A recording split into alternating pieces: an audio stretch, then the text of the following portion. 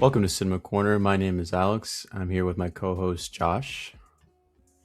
And today we are reviewing Star Wars Maul Shadow Lord, which has been a bit since it's fully been out, but we have both watched it as I guess you can say, the channel's Star Wars guys.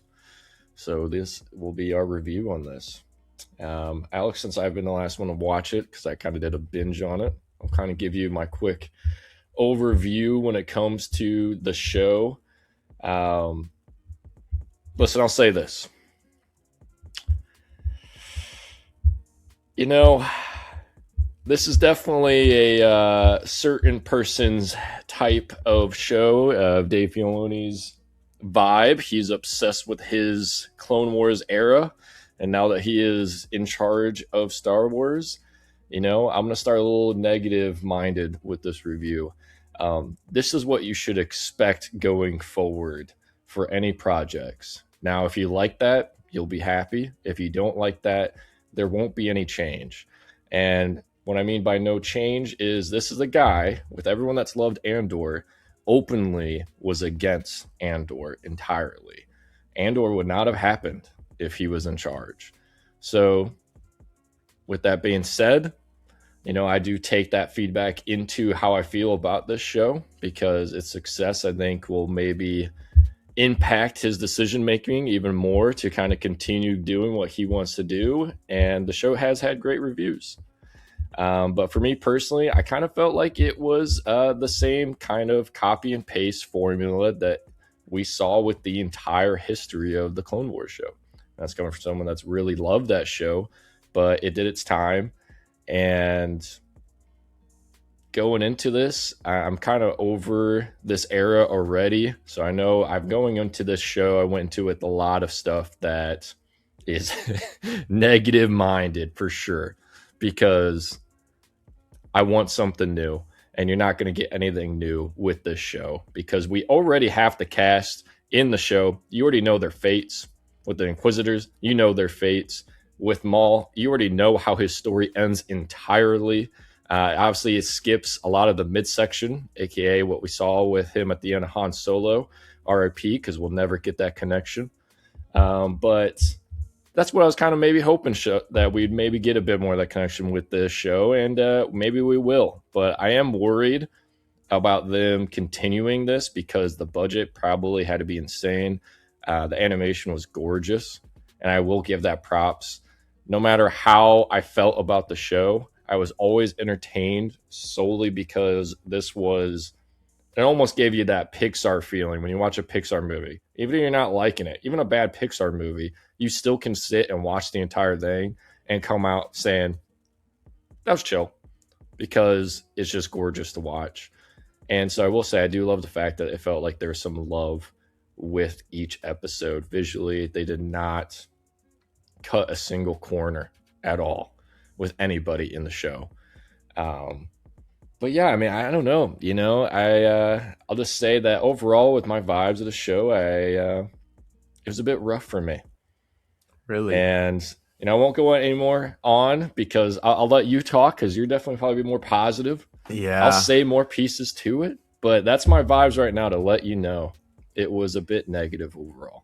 Okay. Well, I'm not saying this is like the best thing ever, Star Wars related. I would say, for me personally, it was my favorite animation Star Wars related thing since Clone Wars. So like Bad Batch included, even Rebels. I enjoyed this first season of Maul Shadow Lord a good deal. And like you said, the animation it has like the base as like the Clone Wars type era animation, but it has like another layer on top of it that just makes it unique. The sound design is amazing.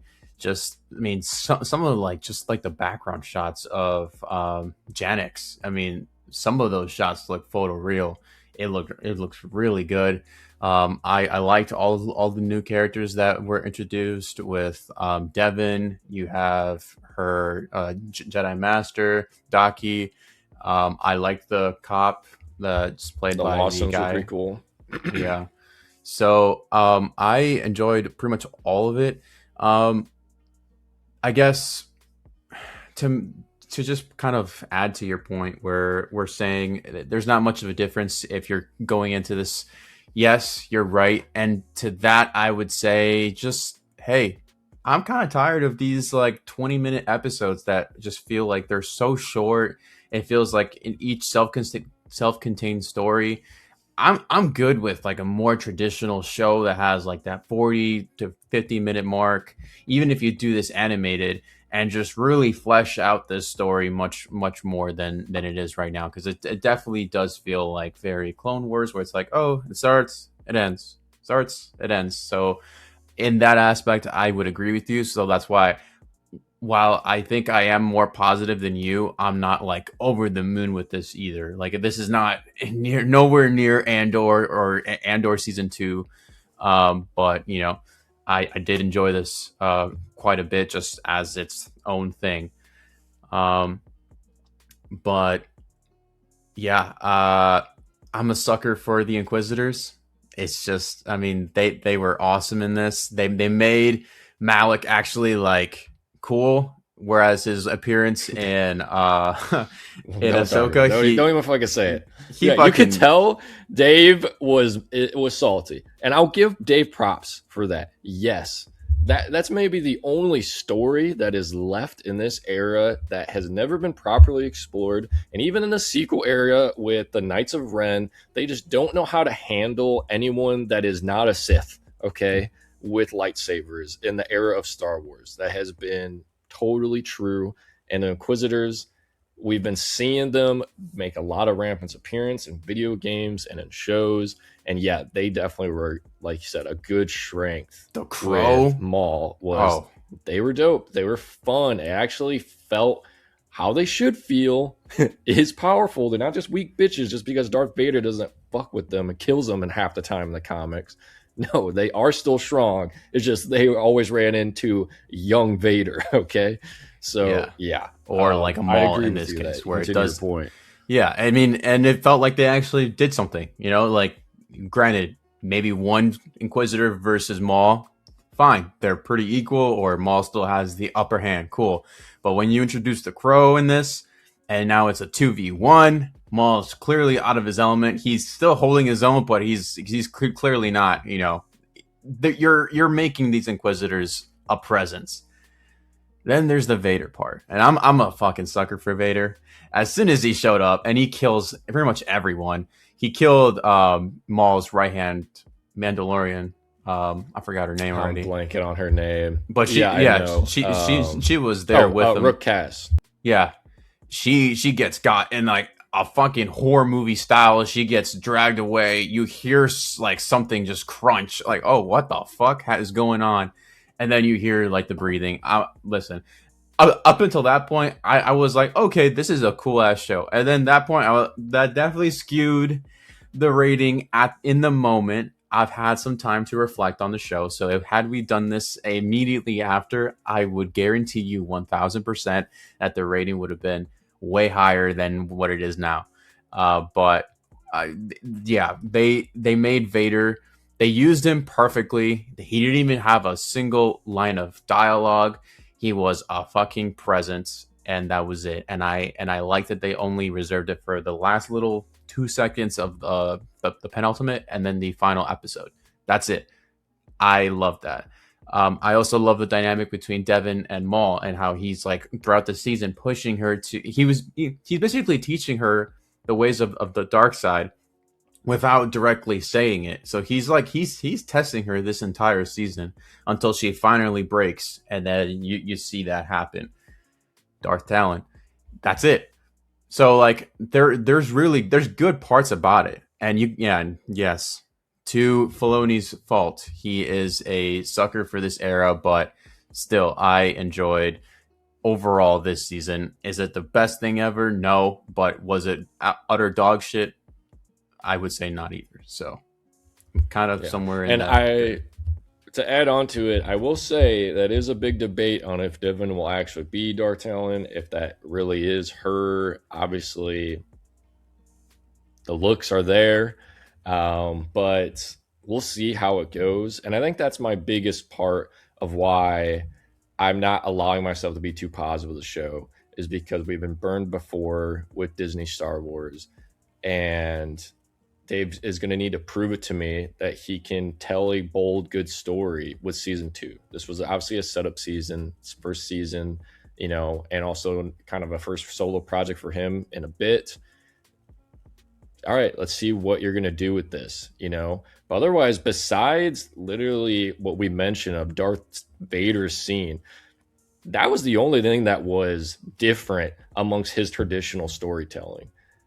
We actually saw a main character from the Clone Wars show that was cool to see her back in this, and I was curious what was going to happen with their dynamic, and allowing her to actually just get brutally murdered was a change. So Dave, I want to see you be a bit more bold. It's not that I don't need to see the bad guys win or more violence. I understand you're going with the PG-13. I understand what Star Wars is, but we saw with patch projects what can be done when you actually allow characters to be fleshed out and do something different. So if he does that with season 2, my opinion of season 1 will change. But for now, I'll just say it. I'll go and, we don't need to make this a crazy long review. It's a short, small season, first season. And I'll say I'll let that be my review and impact my rating on it, of it being such a short, small, few episodes and short, that I'm not going to go on the hype train, because the Rotten Tomato scores are crazy high for the show. It's like 92%. And so for me, I'm going to give it a solid, I'll say 7 out of 10. So it's still pretty good. I still enjoyed it for the most part, but it'd be way higher if we actually get a season 2, because I won't believe it till I see it. I'm treating this like Batman 2. Okay. Yeah.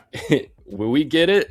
And they actually can stick with the quality, and he can tell a different story with Maul, because we already know how it ends, and they had a fun time with it in Rebels.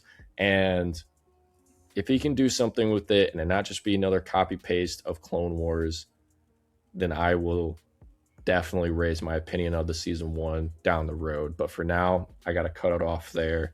It was fun. If I was 10 years younger, I would definitely love this. So I do know that they got to get younger people back into this Star Wars. It's kind of just the older Gen Z and millennials at this point. But yeah, it still was solid. It still was solid. I'll give it a solid rating. Hey, listen, I'm right there with you. I was at a 7.3. Up for a bit, it was like a 7.9. But I've had time to reflect on it. Overall, I enjoyed it, like I said. But yeah, definitely need to get that more, for me at least, and I think for you too. Adding a little more mature content in there, just add some more stakes to it, is what we're saying. It's very still, Clone Wars era. We definitely need a bit of a change. But yeah, like you said, this looks like it's going to be the same for a while. But yeah, so that's going to be our ratings for Maul Shadow Lord. If you guys agree or don't agree, I guess, because most likely people don't agree, they probably have this as a 9, considering that the ratings are insane. But let us know down below in the comments. Subscribe to the channel, leave a like, and we'll see you guys in the next one.